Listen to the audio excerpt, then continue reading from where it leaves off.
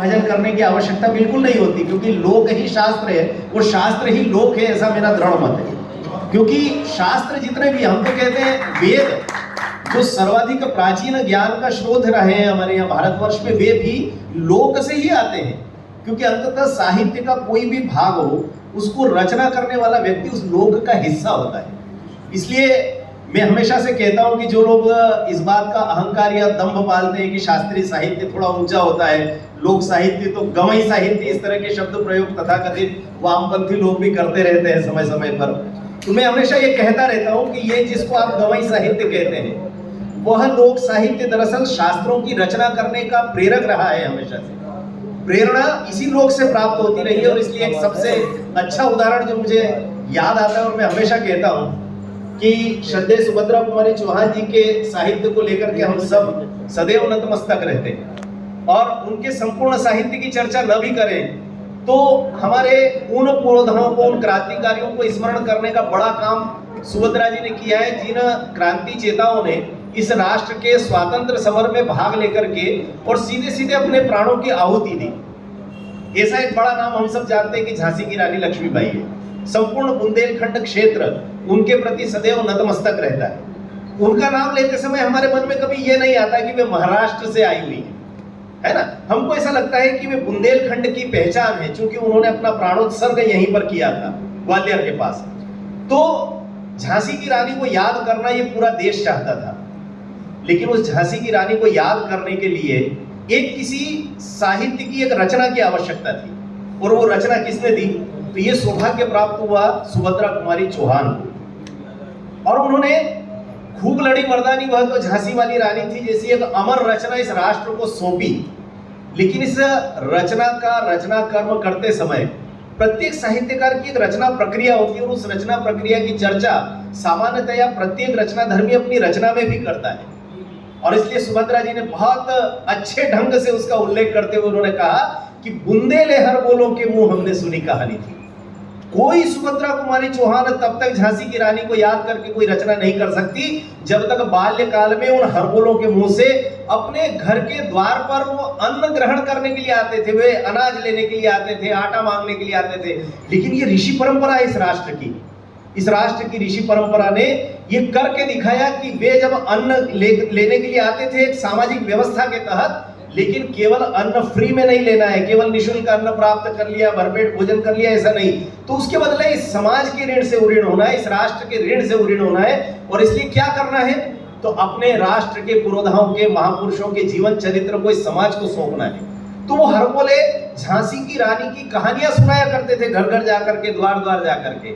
उन हरबोलों से सुनने के बाद सुभद्रा कुमारी चौहान ने यह अमर रचना रची थी। इसलिए लोक का महत्व हमेशा होता है। इसलिए मैं उन बुंदेले हरबोलों को प्रणाम करते हुए बुंदेली साहित्य समागम को प्रारंभ करना चाहता हूं, आप सबका स्वागत करना चाहता हूं। हम सब अपने मन में यह दृढ़ निश्चय रखें कि हम सब भी आधुनिक युग के हरबोले हैं।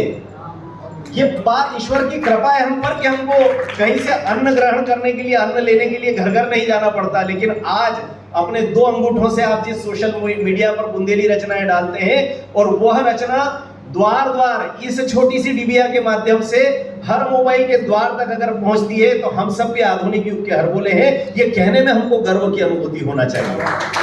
और इसलिए ये सारे बुंदेले हरबोले जो यहाँ बैठे हैं, मैं आप सबका भी स्वागत करता हूँ, आपकी उपस्थिति को प्रणाम करता हूँ। आज जब ये कार्यक्रम तय हो रहा था, तो चूंकि इसके बाद मुझे बहुत ज्यादा बोलना नहीं रहेगा समापन सत्र तक, ये औपचारिकता के नाते केवल चूंकि हमारे माननीय मंत्री जी रहेंगे, तो इसलिए माननीय मंत्री जी के स्वागत में 2 शब्द कहने के लिए आऊंगा। लेकिन आज दिन भर जिन 2 पटरियों पर रेल चलना है, रेल को चलाने वाले लोग आप रहेंगे, इंजन आपका रहेगा, डब्बे आपके रहेंगे, जो कुछ बातचीत होगी वो आपके मानस से निकलने वाली है। लेकिन इस कार्यक्रम को जब हम योजना बना रहे थे तो 4 विषय मेरे मानस पर थे। दुर्भाग्य से मैं चूंकि लगातार अत्यंत व्यस्त शेड्यूल रहा, इसलिए बातचीत नहीं कर पाया था। लेकिन चूंकि मैं भी बोली के क्षेत्र से आता हूं, मैं मालवा क्षेत्र का रहने वाला हूं, लेकिन मैं इस प्रकार की सारी मानसिकता को समझता हूं। जो बात मालवी के लोग सोचते हैं वही निमाड़ी के लोग सोचते हैं, वही बघेली के लोग सोचते हैं, और उससे इतर बुंदेली को सोचने वाले लोगों की कोई प्रश्न नहीं होंगे, ये मुझे पता है। और इसलिए मैंने जो 4 विषय तय किए थे, मुझे लगता है कि इस पूरे कार्यक्रम को हम सब लोग मिलकर के आज दिन भर के जो विमर्श चलेंगे, एक विनम्र आग्रह तो ये करना चाहता हूं कि अपनी रचना सुनाने का लालच मन में बिल्कुल मत रखिए। देखिए, हम कोई बड़ा महादेवी निराला या उनसे बड़ा काम हमने कर लिया ऐसा सोचना मुझे लगता है कि एक प्रकार का प्रज्ञा अपराध है। इसलिए अपनी रचना सुनाने का लालच जब मन में आता है तो हम देश और समाज का सोचना बंद कर देते हैं।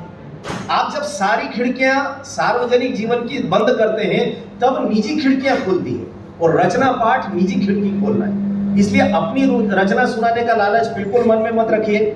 आज दिन भर हम 4 महत्वपूर्ण विषयों पर विमर्श करने के लिए एकत्र हैं। तो पहले सत्र में, इस उद्घाटन सत्र के बाद जो विषय रहेगा वह रहेगा लोक साहित्य के इतिहास में बुंदेली बोली का अवदान। निश्चित रूप से इस विषय को लेकर के हम सबके मन में पर्याप्त चिंतन मनन विचार होगा ही, चूंकि कार्ड आप सब तक पहले से पहुंचा हुआ है। दूसरे सत्र में हमने तय किया है कि बुंदेली लोकोक्तियों की वैज्ञानिकता और उसमें पर्यावरण चिंतन, इस विषय को लेकर के बात करेंगे। एक छोटा सा उदाहरण आपको बताता हूं। बुंदेली की एक लोकोक्ति अभी मुझे इस समय स्मरण नहीं आ रहे, श्रद्धेय श्याम सुंदर जी भाई साहब भी बैठे हैं, मड़वैया जी भी बैठे हैं, राठौड़ जी बैठे हैं, वो शायद ज्यादा प्रकाश डालेंगे।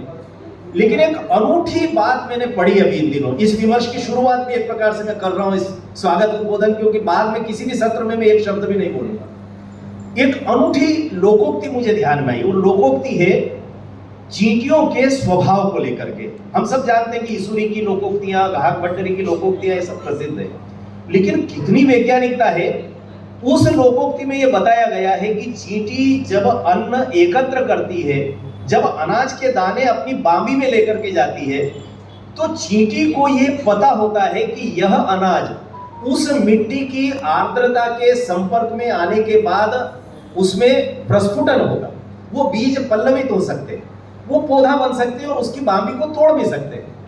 तो वर्षा काल के लिए जब वो अन्न एकत्र करती है तो भिन्न भिन्न प्रकार के अन्न के दानों को जब एकत्र करती है, तो हमारी ऋषि परंपरा के हमारे पुरखों ने कितनी अच्छी बात कही। बुंदेली की इस लोकोक्ति में कहा जाता है कि चींटी, तुम सब अन्नों को 2 टुकड़ों में बांटती हो, लेकिन एक बीज ऐसा है जिसको जब चींटी ले जा करके बिल में रखती है तो उसके 2 टुकड़े नहीं करती है, उसके 4 टुकड़े करती है, और वो होता है धनिये का बीज।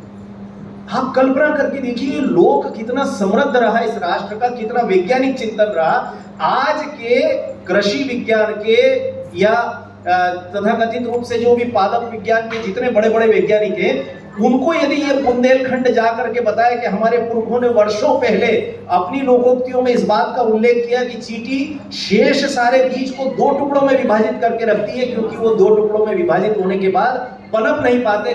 केवल धनिया ऐसा है जो 2 टुकड़ों में विभाजित होने के बाद भी पनपने की क्षमता रखता है। उसके दोनों हिस्से एक एक बीज के रूप में पनपने की क्षमता रखते हैं।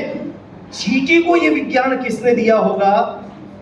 ये भारत की भूमि है मित्रों। मुझे सोच करके कई बार रोंगटे खड़े होते हैं कि क्या ज्ञान परंपरा रही होगी कि हमारे यहाँ का प्राणी जगत भी इतना बुद्धिमान है कि वो उस धनिये के बीज के 4 टुकड़े करके अपने उस बामी में रखता है।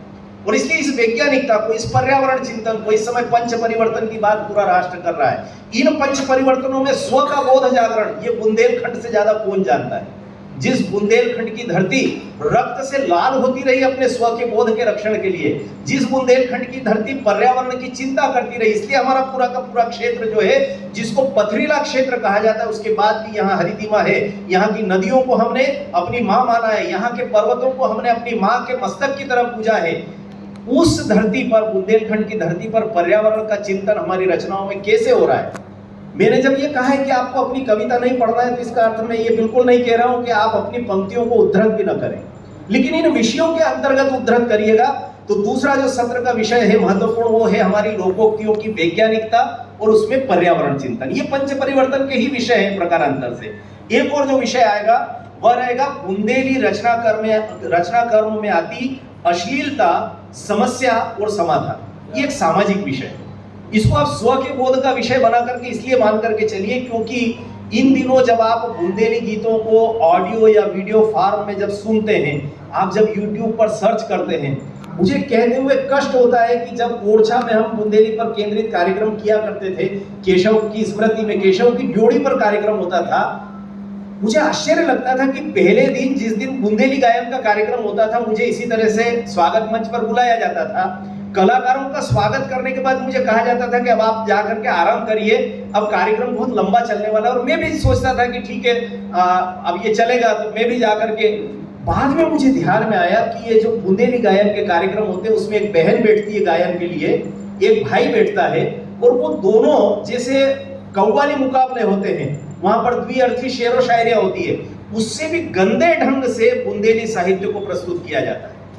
और वो जो छवि बन गई है, अश्लीलता की छवि बुंदेली साहित्य की, बुंदेली गायन की, बुंदेली कलाओं की बन गई है, चाहे वह नृत्य के रूप में प्रस्तुति हो, चाहे वह गायन के रूप में प्रस्तुति हो।